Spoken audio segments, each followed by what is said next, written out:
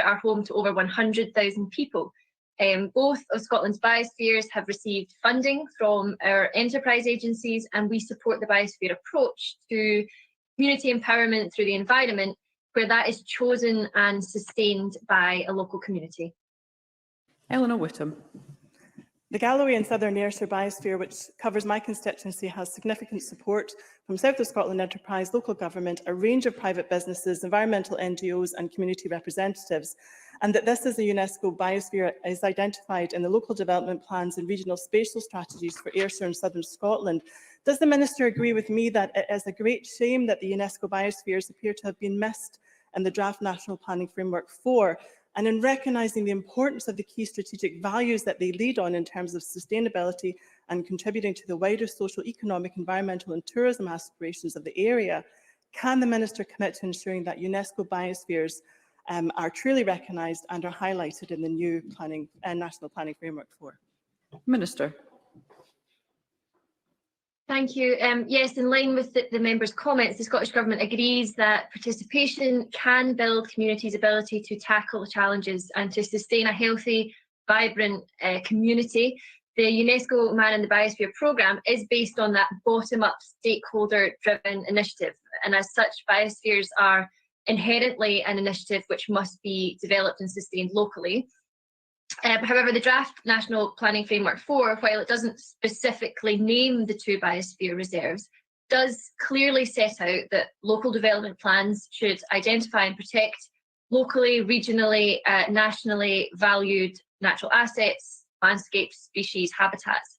So, and in addition to the current parliamentary scrutiny of the draft NPF4, we are considering widely until the end of March, and we welcome comments on our draft to support what I hope will be a finalised NPF4 which will address these issues and we can bring back to Parliament for approval. Thank you. That concludes general questions. We will now move to First Minister's questions. And at question number 1, I call Douglas Ross. Thank you very much, Presiding Officer. Does the First Minister agree with Pete Wishart, currently the SNP's longest-serving MP at Westminster, who said earlier on this week it was a fair point that her government had imposed too many COVID restrictions over Christmas? First Minister. I'm not sure that is a fair representation of Pete Wishart's comments, but can I first take the opportunity, Presiding Officer, to recognise that Pete Wishart is, I think, Scotland's longest-serving Member of Parliament, which I think goes to show what an outstanding service Pete Wishart does for his constituents.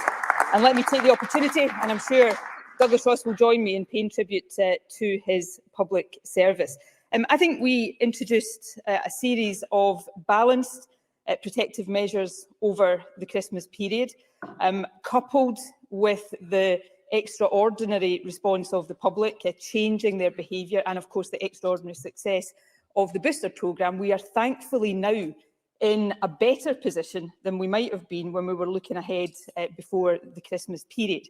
But we're not in a position that I think allows us any complacency. COVID rates are still high. There are still significant uncertainties ahead, which is why I think doctors, nurses, NHS managers, trade unions all expressed some concern with the Prime Minister's announcement yesterday to lift all restrictions at this stage, including the requirement to wear face coverings. So we'll continue to take a proportionate and balanced set of decisions to try to get through this next, I hope, final phase of the pandemic and keep the country as safe as we possibly can do while we're doing so. Douglas Ross. The First Minister said it wasn't a fair representation of Pete Wishart's comments. It was a direct quote. He was asked, has the First Minister in Scotland introduced too many COVID restrictions over Christmas? And his response was, that is a fair point. He agreed with the premise of the question. And the First Minister went on to laud his parliamentary career. Perhaps you could maybe listen to him when he, an SNP member, elected representative, is saying the restrictions imposed over Christmas were too much. Because the First Minister imposed restrictions that had a massive impact on jobs, on businesses, on people's mental and physical health. But we can now see they weren't needed. It was the Scottish public's actions, not the SNP government's restrictions, that got this right. The First Minister has tried to build a reputation for caution during this pandemic, but she was far too gung-ho in imposing extra restrictions last month. will she now accept that her government went too far? First Minister. Well, firstly, the public did comply. They complied with what the government asked them to do. I think Douglas Ross is striking rather a desperate note right now, just as if he is seriously describing Pete Wishart, showing, as all elected representatives should, some respect for the point somebody was making to him, as evidence that Pete Wishart agrees with Douglas Ross rather than with this government, then all that says to people is that Douglas Ross is showing rather more political desperation right now than we even thought he might have been. We've taken a balanced approach. Let me just say what I think. At the moment, this cautious approach is the one that we should be taking. That's my sentiments. Those are not actually my words, though. Those are the words of Sandesh Gohani, MSP, on BBC Scotland on the 7th of January. So if Douglas Ross is basing his entire line of questioning to me right now on something Pete Wishart said, then what is his response to his own MSP, saying that the cautious approach is the one that we should be taking? But then we've got Professor Susan Meaky, a member of the UK Government SAGE Committee. Scotland is doing something that is very good from a public health point of view. And of course, the Scottish approach is in line with the Welsh Government's approach and the Northern Irish Government's approach. We're taking a sensible approach through this, which is why infection levels, although dropping now, thankfully, in all parts of the UK, are lower in Scotland than they are in England right now. And over the festive period, the numbers of people in hospital proportionately were lower. So we are not out of the woods yet, although things look far more positive. But I'm going to continue to take a cautious approach because, frankly, the price of throwing caution to the wind is not paid by governments. The price of throwing caution to the wind is paid by people across the country in terms of ill health and, sadly, in some cases, serious illness and death. And that's a price I don't think I should impose on the people of Scotland. Douglas Ross. First Minister, serious illness and death doesn't just come from COVID. It comes from restrictions being put in place that have a massive impact on people's mental health, on their physical health. We have been living with this pandemic now for 2 years, and I think the First Minister would do better to respond to the points being made. She may not like them, but the points and questions being made, rather than launching personal attacks on the opposition politicians who do it. Because not only did the First Minister impose unnecessary restrictions, she actually wanted to go further. The First Minister repeatedly claimed throughout December that the UK government was holding her back from putting Scotland into lockdown again. She wanted to close down the economy, no matter the impact that would have on Scottish jobs and businesses. But the First Minister promised compensation when her restrictions were introduced, yet now we're coming out of the restrictions. That compensation still hasn't been delivered to many businesses. They've not received a single penny. This week, the Federation of Small Businesses said, and I quote, "Thousands of Scottish businesses needlessly go under every year because of late payment." Will the First Minister accept that her government is currently the worst offender of late payments in Scotland? First Minister. No, but can I say to Douglas Ross, the pandemic is causing the serious impact on individuals and businesses across Scotland, the UK, Europe and the entire world. Much as we might all like to be able to do so, and believe me, I would love to be able to do so, we can't just magic it away. No country is able to do that. And I have to say to Douglas Ross, he has stood in his position in this chamber at every key juncture in the management of this pandemic since he's been back in this chamber, and he's opposed the decisions the Scottish Government has taken, even at times when there were exactly the same decisions that were being taken by his colleagues in the Westminster Government. He has decided to take an entirely opportunistic approach to the handling of a global pandemic. And I think people will judge that, and I don't think they will judge it very kindly. If we had listened to Douglas Ross, then over these past months, we wouldn't have had sensible measures like asking people to wear face coverings. We wouldn't have had other mitigations in our schools, for example. We wouldn't have advised people sensibly to work from home. And we wouldn't, therefore, be in the stronger position that we're in right now, able to lift these protective measures from Monday of next week. So given that Douglas Ross has called it wrong, literally at every juncture of this pandemic, forgive me if I'm not going to start listening to him now. In terms of business support, of course, much of the and incidentally, on the issue of opposition politicians and quoting people, Douglas Ross opened his line of questioning today, misrepresenting, in my view, Pete Wishart, and then he takes issue with the fact that I give a direct quote from Sandesh Gohani. And let me repeat that direct quote. At the moment, this cautious approach is the one that we should be taking. On the issue of business support, of course, much of this business support will not be available to businesses suffering the same impact south of the border. All local authorities, if Douglas Ross doesn't think they're suffering the same impact, then I suggest he really needs to get out a little bit more. All local authorities have started processing payments. Some local authorities have made very good progress and say that they've already paid almost all of the hospitality and leisure businesses eligible for support. All local authorities are on track to complete 100% of payments to hospitality and leisure businesses affected by the Christmas cancellations and physical distancing by the 31st of January. So that's support available here that is not available elsewhere, and we'll continue to do the right thing by businesses. Douglas Ross. The First Minister needs to make her mind up. She's accusing the Conservatives of opposing every measure she puts forward, and then in the same breath, she's accusing the Conservatives for wanting a cautious approach. It is simply not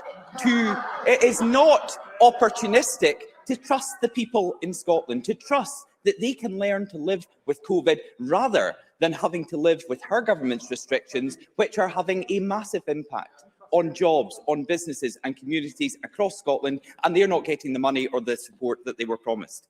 And the First Minister has got the big decisions wrong over the last few months. Too quick to bring in unnecessary COVID restrictions, too late to launch mass vaccination centres, too late to change the self-isolation rules, too late to get funding to businesses who need it. The First Minister says she doesn't shy away from mistakes she's made in the handling of this pandemic. So can't she finally just admit that by introducing these tough restrictions here in Scotland before Christmas, and by wanting to introduce even tougher restrictions, she simply made the wrong call? First Minister. Well, I'll let the people of Scotland judge the impact of the calls I and my government have made. But let me say this. Right now, on first doses, on second doses, on third doses, on booster vaccination doses, Scotland is the most vaccinated part of the United Kingdom. So, Presiding Officer, if Douglas Ross's proposition is that we left it too late, then what on earth does that say about his own colleagues in the Westminster government? We also, in terms of the ONS figures this week, infection levels in England right now are over 20% higher than in Scotland. I don't think it's a competition, but if Douglas Ross wants to make these comparisons, then they are the comparisons. There is the data. But can I say gently to Douglas Ross, because I know he's having a tough time politically, but can I say gently, it is inconsistent, entirely inconsistent. There is no consistency in saying, as his health spokesperson did, that the cautious approach is the one that we should be taking, and then opposing every cautious measure that we choose to take for opportunistic reasons. So can I suggest that Douglas Ross just gets his own house in order, perhaps suggest to more of his colleagues that they obey the rules that are in place when they are in place, and leaves this government to get on with steering this country responsibly and in a mature, grown-up fashion through the global pandemic. Question number 2, Anna Sarwar. Presiding Officer, the First Minister said that the auction of major offshore wind projects was one of the most significant days that Scotland has seen in a very, very long time. I welcome inward investment, but it shouldn't come at a cost of the Scottish economy, our just transition or our values. So let's be clear about what has happened. This SNP government have sold on the cheap the right to profit from Scotland's energy transition to multinational companies with questionable human rights records. One of the new owners of Scotland's seabed were fined $54 million for bribing Nigerian officials and $88 million for bribing Indonesian officials. Another one was found to have contributed to human rights abuses at one of its construction sites, of destroying villages in Myanmar, of relying on forced labour and using slavery to build pipelines. Surely these aren't people the Scottish Government should be doing business with.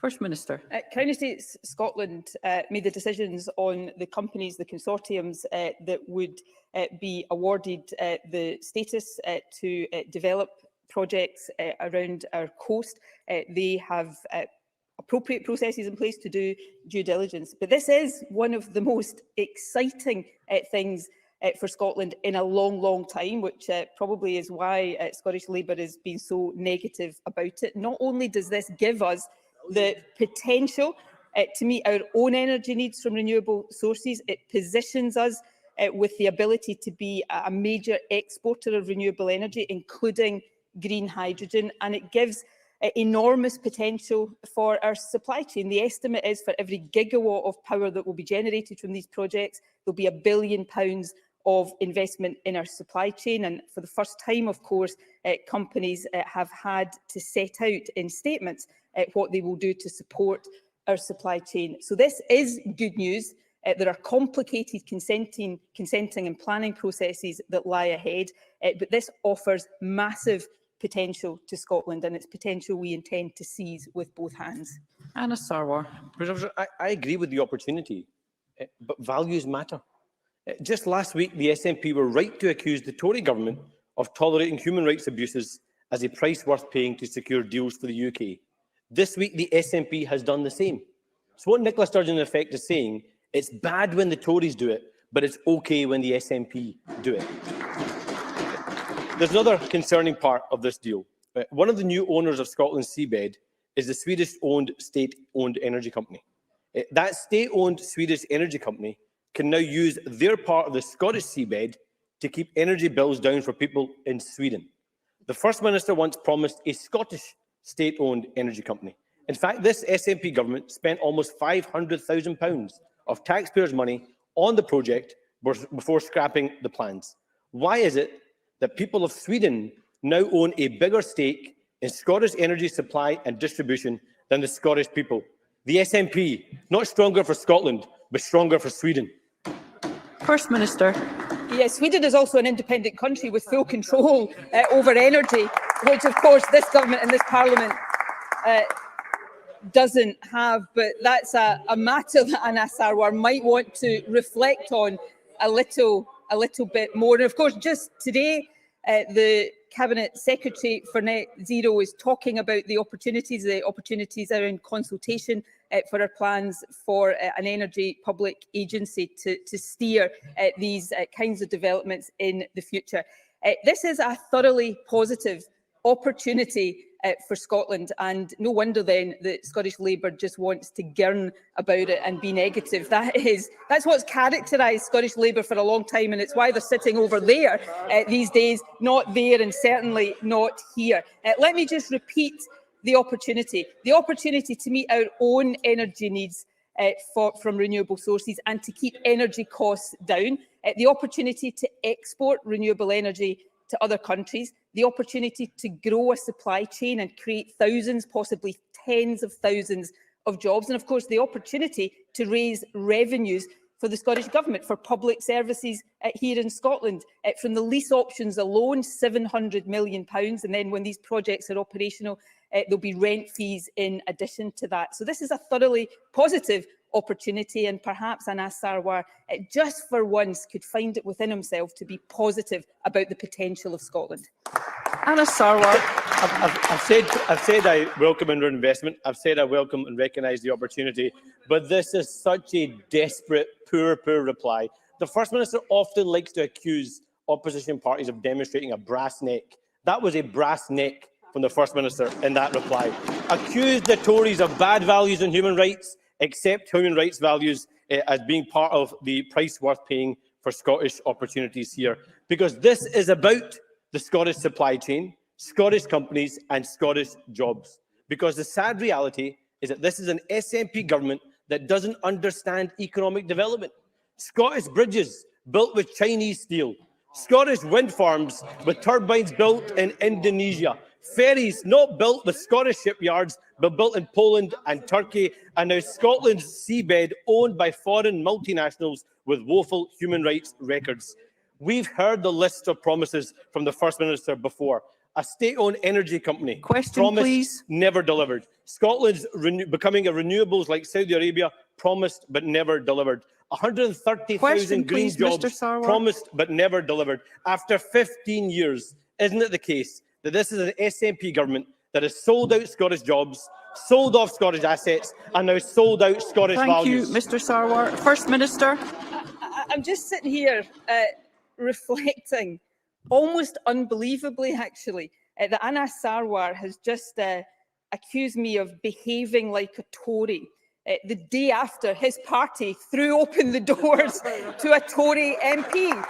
There is now so little difference between Labour and the Tories that their MPs are just interchangeable. So brass neck, I would say to Mr Sarwar, I think he'll be polishing his for the rest of the day. Look, Anas Sarwar and his many predecessors as Scottish Labour leader, I have to say I've forgotten how many predecessors as Scottish Labour leader Anas Sarwar has had, but they've been trotting out these negative top-down Scotland tropes for years. And all that has happened is that they've gone further and further and further down in the ratings in Scottish politics. They've lost more and more votes, and my party's share of the vote has increased. So there is real... I came into the chamber expecting political desperation from Douglas Ross today. I think I've seen even more from Anas Sarwar, which probably says all we need to know. I'll get on with encouraging the potential for Scottish renewable energy, for Scottish jobs, for revenue for the Scottish Government. And I'll be delighted at the next time of asking to put that record before the Scottish people. I'm not so sure Anas Sarwar will be quite so keen. We'll now take supplementary questions, and I call Fiona Hislop. First Minister, increasing energy prices are of very real concern. What discussions has she had with the Westminster Government on help for families to combat the spiralling financial cost of the energy crisis? First Minister.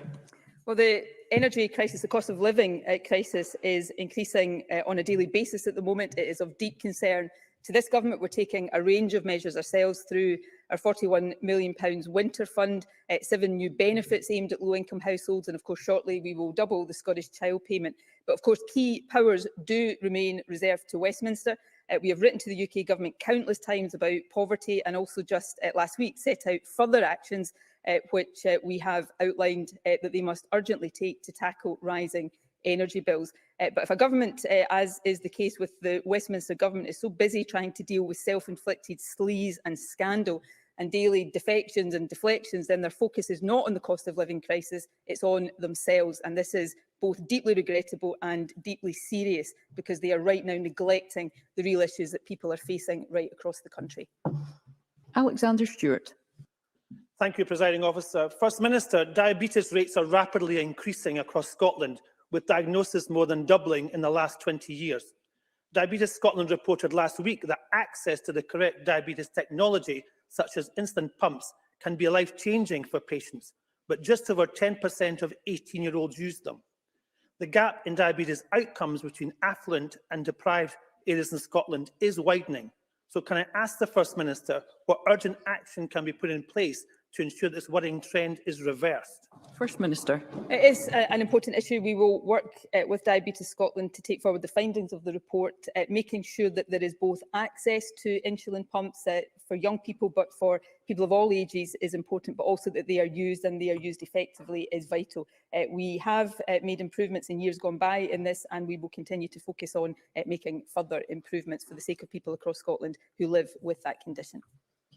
Faisal Chowdhury. Thank you, Presiding Officer.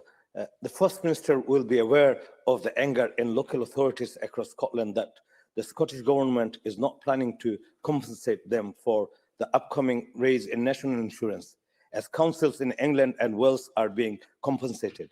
This will inevitably cause further cuts to already stretched services. How does the First Minister justify leaving Scottish local authorities worse off for this change than their English counterparts? First Minister. Well, firstly, the UK Treasury block grant to the Scottish Budget does not identify consequential funding for national insurance contributions, so there are no identifiable consequentials to pass on. However, we are providing a settlement to local government that is fair and crucially affordable. The overall local government funding package of more than £12.5 billion represents an increase in real terms of 5.1%. In revenue alone, it's a real terms increase of 4.9%. So we'll continue to treat local government as fairly as possible and support local government as far as we possibly can in delivering the services that people across the country rely on. Emma Harper. Thank you, Presiding Officer. As the First Minister will be aware, my Dogs Protection of Livestock Amendment Scotland Act 2021 is now in force and provides Police Scotland and the courts with greater powers to investigate those who allow their dogs to worry, attack or kill livestock in Scotland's countryside. Livestock worrying can have serious animal welfare implications as well as significant financial and emotional impact on farmers. Can the First Minister, in light of lambing season approaching, outline what action the Scottish Government is taking to promote public awareness of the updated legislation? First Minister. Well, can I again congratulate Emma Harper on her success with this legislation? It is extremely important legislation. The Scottish Government, I can assure her, will take appropriate steps to raise awareness of it. Of course, we will do everything we can working with partners as appropriate to ensure appropriate enforcement of it. But it is a significant step forward and one that I know will be particularly welcomed across rural Scotland. Miles Briggs. Thank you, Presiding Officer. Since the extension of free personal care for people under the age of 65, no data has been recorded on the number of people who have now received this care. Now, given the problems which we've seen during the pandemic on people accessing care packages, and in fact with many being removed or cut, for individuals, we are finding that more and more people are reporting that it is people with complex needs and life-limiting conditions are not getting that care. So can I ask the First Minister, will the Scottish Government agree to establish a national recovery group alongside COSLA today to make sure that people who are entitled to free personal care get that, and this is fully restored and delivered across Scotland? First Minister. Well, firstly, everybody who is entitled to free personal care should get free personal care, and of course the entitlements to free personal care in Scotland go far beyond the situation in other parts of the UK. I'm not going to give a commitment today to the proposition. I will consider it carefully, but I'm not going to say right now, before having the chance to consider it, that I think that would be the right way forward. I will also, however, look at the issue of data and come back to the member with an indication of when data is likely to be published, which will give a sense of how many people are uptaking that entitlement. Pam Duncan-Glancy. Thank you, Presiding Officer. Constituents of Lansfield Quay in Glasgow are living with what has been deemed 22 intolerable risks to life as a result of flammable cladding on their building. They've been struggling to get a single building assessment on it, which was promised in June 2021. Can I ask the First Minister what she and her government could do to assist my constituent in obtaining this information as a matter of urgency?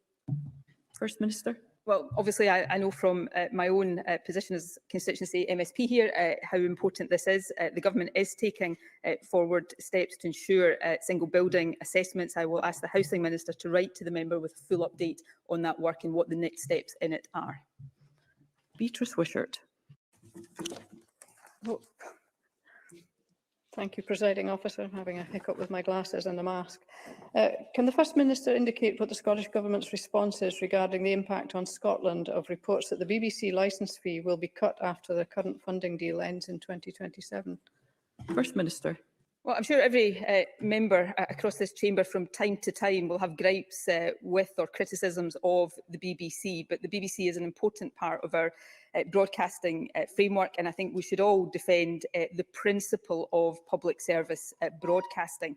So I'm deeply concerned at the announcements or hints of announcements that we saw earlier this week from the UK government.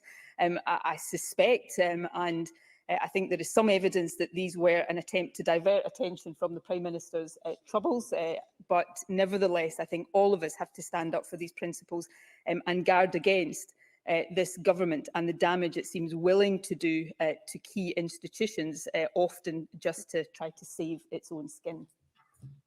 Question number 3, Maggie Chapman. Thank you, Presiding Officer. To ask the First Minister what impact the UK Government's Nationality and Borders Bill will have on devolved functions? First Minister.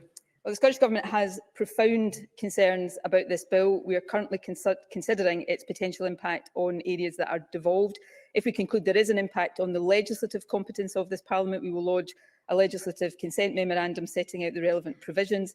There's no doubt, however, that the bill will have significant impacts on devolved services at local authorities and communities. Scottish ministers have written to the UK Government in relation to this bill 5 times, outlining our significant concerns, including with the Welsh Government, who share these concerns. I also note that the House of Commons Joint Committee on Human Rights yesterday said that the reforms of the asylum system proposed in the bill, and I'm quoting, would fail to meet the UK's human rights obligations and risk exacerbating the already unacceptable backlog. So we will continue to urge the UK Government to introduce a humane, effective and efficient system that delivers for people living in Scotland, including those who are fleeing war and persecution. Maggie Chapman. The Prime Minister's intention to use the military to prevent asylum seekers reaching the UK is deeply immoral, as is the possibility of trading access to COVID vaccines for the right to open detention centres in other countries. The First Minister will be aware of the appalling circumstances faced by many asylum seekers in Scotland, including in Aberdeen in my region, accommodated in hotels but not given basic support or things like toiletries, culturally sensitive food, language classes and so on. While we do not have the powers to counter these racist policies, we can make sure that asylum seekers and refugees in Scotland are treated better. I'm sure the First Minister will join me in condemning the plans by the Prime Minister and his cruel and inhuman Home Office. Will she also outline what lessons have been learnt by the tragic death at Park Inn in Glasgow, and say what more we can do to prevent the growth of the use of institutional accommodation across Scotland and improve the support available through local authorities so that asylum seekers are treated with dignity? First Minister. Well, can I thank Maggie Chapman for the question? There's a lot of detail in that question, and I'll undertake to ask the relevant minister to write with more detailed answers than time will allow me to give today, including, for example, on the question of lessons learned from the dreadful circumstances around Park Inn in Glasgow. The UK Government, though, its plans to divert vessels in the Channel are dangerous, and I think it's important that we are all clear that they will significantly increase risk to life. Medicines Sans Frontiers stated, and I'm quoting again, that pursuing a policy of forced returns and engaging in pushback tactics is dangerous, inhumane and in breach of international law. It puts lives at risk at sea. In my view, people seeking asylum in the UK should be accommodated within communities where they can begin to rebuild their lives, where they have access to essential services and the support and advocacy they need, and also where they can make a contribution to the communities that they are living in. And the UK Government is failing to provide that. The Home Office hasn't shared yet its review of the tragedy at the Park Inn, but as I said a moment ago, I will ask the Scottish Government Minister responsible to write further about that. I think what we saw at the weekend, the comments we saw at the weekend, for example, about use of military, a bit, like the comments on the BBC, were an attempt to divert attention from the troubles of the self-inflicted troubles of the Prime Minister. But we should not be using the BBC, and we should absolutely not be using refugees and asylum seekers in that way. I say we, the UK Government, should not be using refugees and asylum seekers in that way. It is utterly despicable, and I think another sign of the moral decay at the heart of this UK Government. Question number 4, Stephanie Callaghan, who's joining us online. Thank you. To ask the First Minister what the Scottish Government's response is to Public Health Scotland's census data, which states that 3 out of 4 care home places are now provided by private companies. First Minister. While the percentage of private sector care homes has increased, the overall balance of provision in care home places between the public and private sector has not changed markedly over the past decade. The number of care home places has remained relatively stable, which reflects our policy to support people at home for as long as possible. As we move towards the creation of the National Care Service, an ethical approach will be at the heart of how we commission and deliver services. All social care providers across Scotland, from the independent, third and public sectors, will continue to be subject to the same regulations, standards and guidelines. Ensuring the continuation of high quality care home provision is and will continue to be the priority of the Scottish Government. Stephanie Callaghan. I thank the First Minister for a response. Given the prevalence of private care home provision across Uddingston, Bales Hill constituency and wider Scotland, how will the National Care Service deliver improved terms and conditions for private care home staff and ensure that high quality care for residents? First Minister. There's no doubt that the National Care Service will be the most significant change in public services, probably since the establishment of the National Health Service. So we're committed to delivering a service by the end of this Parliament in order to ensure that everybody gets the high quality care they're entitled to, regardless of where they live in the country. The consultation on the establishment of the National Care Service proposed that it will oversee the delivery of care, improve standards, ensure enhanced pay and conditions for workers, and provide better support for unpaid carers, as well as supporting ethical commissioning of care. So all of that will lead to better outcomes for those who rely on our care services. It's important work, it's difficult work, it is in many aspects controversial work, but I hope that by the end of this Parliament this will be a significant public sector reform that future generations will come back and look on as fondly as we look on the establishment of the National Health Service. Jackie Baillie. Irrespective of the status of the sector, the employees in social care are predominantly female and they're predominantly low paid. It is still the case that you can get paid more by working in hospitality and retail. There were vacancies before the pandemic, made worse by the pandemic. So will the First Minister back the GMB and Unite in their campaigns to pay care workers £15 per hour, starting with an immediate rise to £12 per hour in April? First Minister. Well, we are increasing the pay of those who work in the care sector. And I think it's important that while Jackie Baillie, as she always does, sets out the problem, it's this government that's delivering the solutions. So we are increasing the pay of social care workers. We will continue to do that. Of course, we have to do it within the bounds of affordability, and we will do that. But we are also committed to a National Care Service that, of course, will have collective bargaining and better paying conditions for social care staff absolutely at its heart. So we'll continue to get on with doing the hard work that delivers the outcomes that Jackie Baillie calls for. Question number 5, Finlay Carson. To ask the First Minister whether she will provide an update on the delivery of Lot 1 of the R100 programme. First Minister. Of course, broadband investment is reserved to Westminster, but given the UK Government's failure to deliver on that, alongside its failure to deliver on so many other things, we've had to step in and make a difference. The R100 North contract was signed in December 2020. Despite the pandemic, a huge amount of preparatory work has been completed since.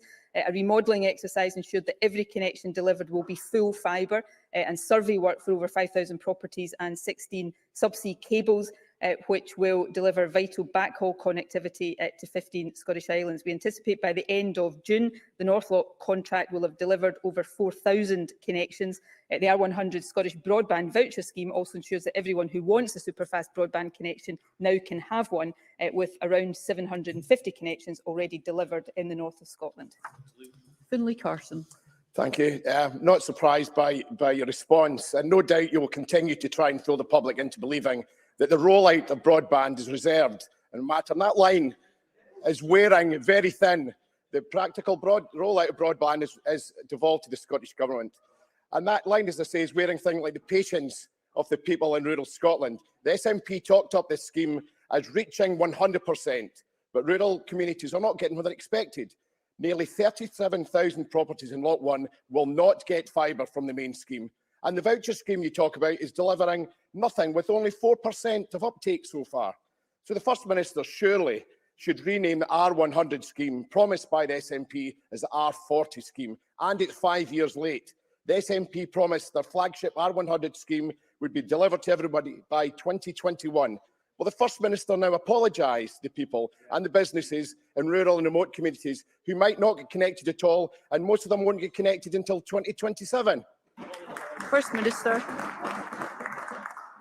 Through the R100 contracts, the R100 Scottish Broadband Voucher Scheme, and of course commercial coverage as well, we've ensured that every premises in Scotland can access a superfast broadband connection, despite telecoms being reserved. And that's not a matter of opinion, that's a matter of fact in the Scotland Act, which the member is free to go and check.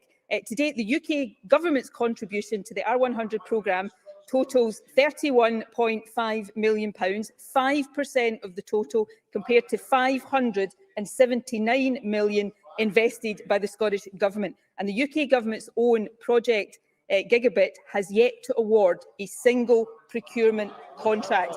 So again, the Scottish Government is getting on with the job of delivering connections, while all the Scottish Conservatives can do is gripe and girn about it. Thank you. Before we move on to question 6, can I just remind members to desist from shouting across the chamber when we're trying to hear questions and answers. And at question number 6, I call Neil Bibby. Thank you, Presiding Officer.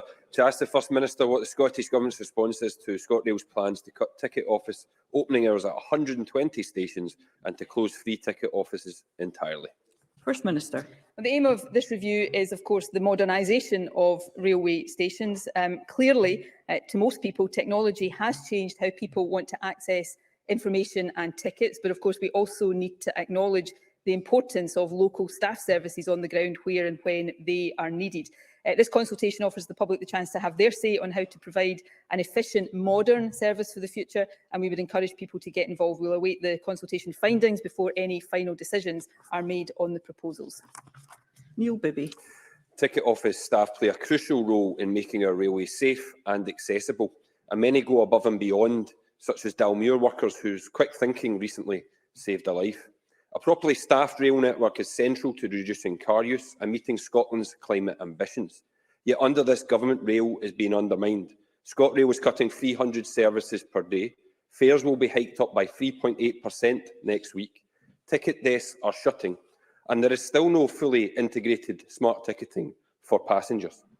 To drive modal shift, the rail network must be more attractive and more accessible to passengers.